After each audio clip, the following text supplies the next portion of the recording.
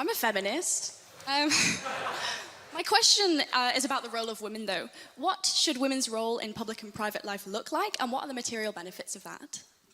Well, thank you for that. Can I take it? I don't even want to take this detour, but can we both agree on what a woman is? Yes. An adult human female, it's a biological state of being that is also socially experienced. Can I please elucidate just one example of that social experience? Yeah, I was going to answer your question, but sure, go ahead. Yeah, okay.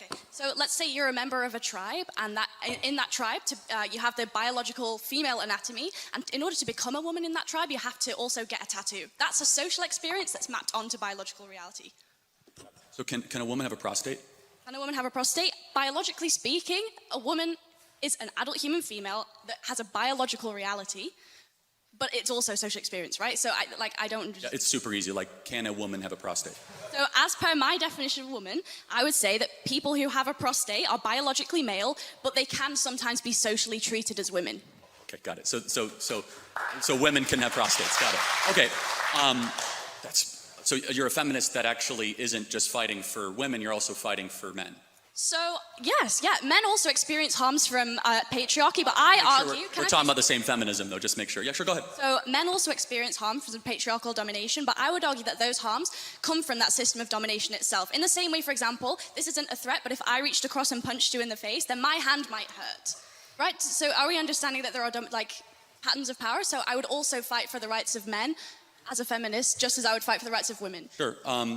You think women are happier than they were 40 years ago? I think I would have a few responses to that.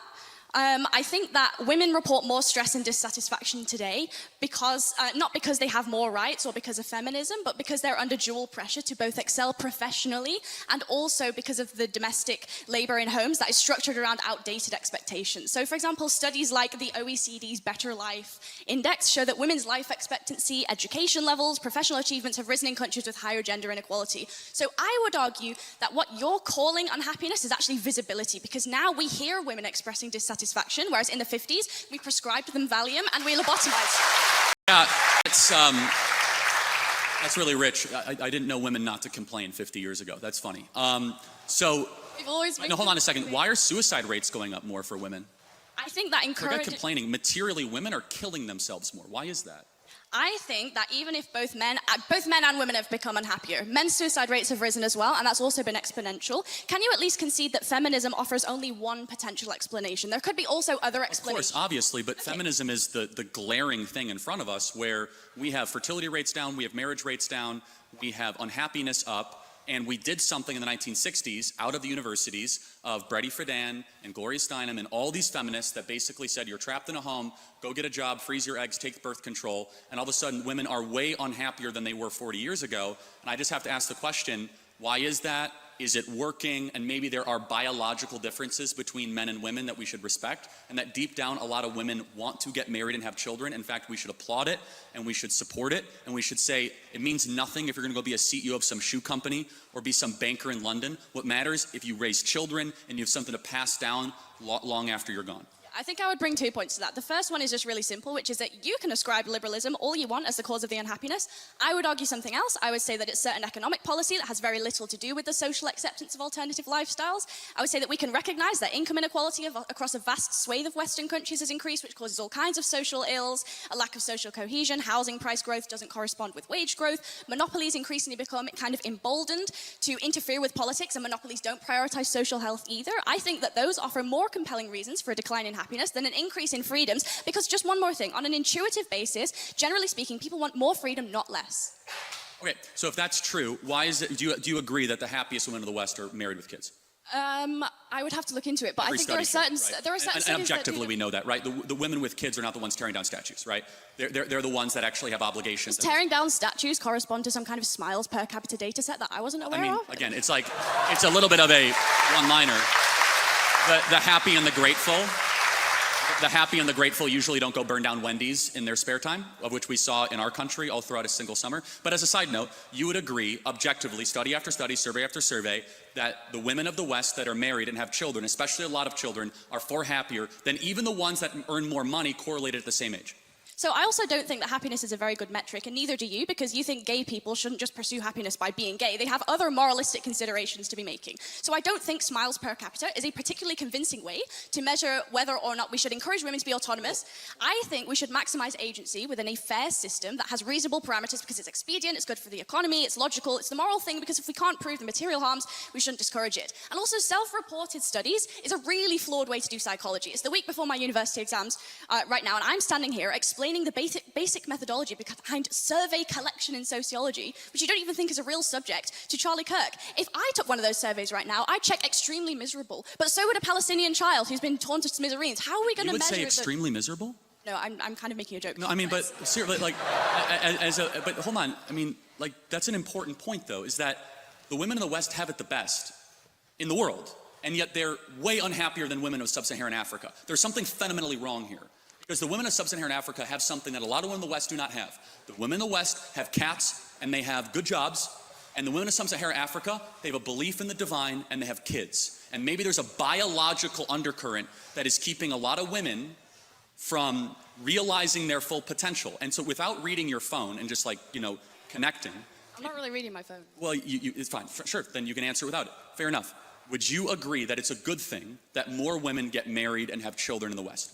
I would ask you, would you say that a sub-Saharan African woman who's experienced female genital mutilation and checks extremely happy in a survey, and I also would check extremely happy in a survey, who do you think would be objectively more happy, even if they both check the same answer? No, again, so I fully, if you want to talk about how Islam mistreats women, we could talk all day long. Like, I'm all for that. Me too. Okay, good. So we agree. Yeah, absolutely. We actually have agree on agreement. many things. Then we should shut off Muslim immigration to the UK, right? We totally agree. I think that all religious fundamentalism is bad, and if you take that logic, we should also not allow evangelical Christians into Well, okay, the UK either. hold on. So hold on a second. Hold on. That's funny. Hold on. You show me what would your example, because I have 50, of a single Christian country that you would say mistreats women, right? America. Oh, really? Yes. We had a female woman vice president. We had a female vice president, a female speaker of the House. Women earn more than men in America. In Rwanda, female representation in government supersedes the UK by quite a lot. Did women get treated better in Rwanda? Okay, I might be super off this. Like, is Rwanda Islamic? Like, I'm not totally sure. I don't think it is. Like, is it? Like, I don't know, actually. It's not. So, again, we were just talking about Islam. It's a little bit of a side note, but you must be morally clear, because you brought up female genital mutilation, which is a teaching of the Islamic faith. But as a side note, like, again, this is very important, which is, I'm not here to require you to do anything or not. I'm making a simple observation, which is objectively true regardless. The women of the West are miserable, and they're miserable for a reason, because we've told them to suppress how they are made by God and pursue something else and get a bunch of trinkets and get a bunch of promotions, and they end up at 38 years old with a big flat in London, and they're miserable.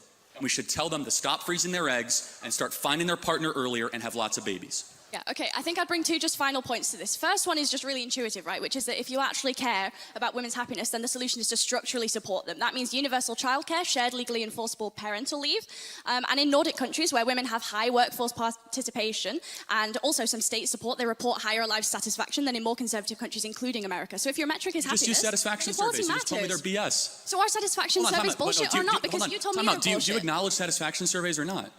You just told me that they're BS. Do you think they're we can use that as data?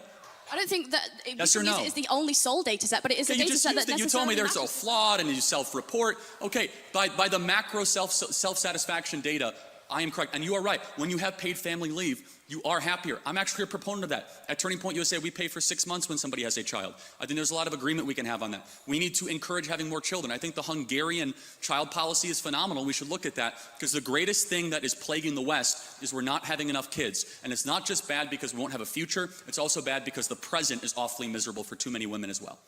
Okay, in which case I think we get...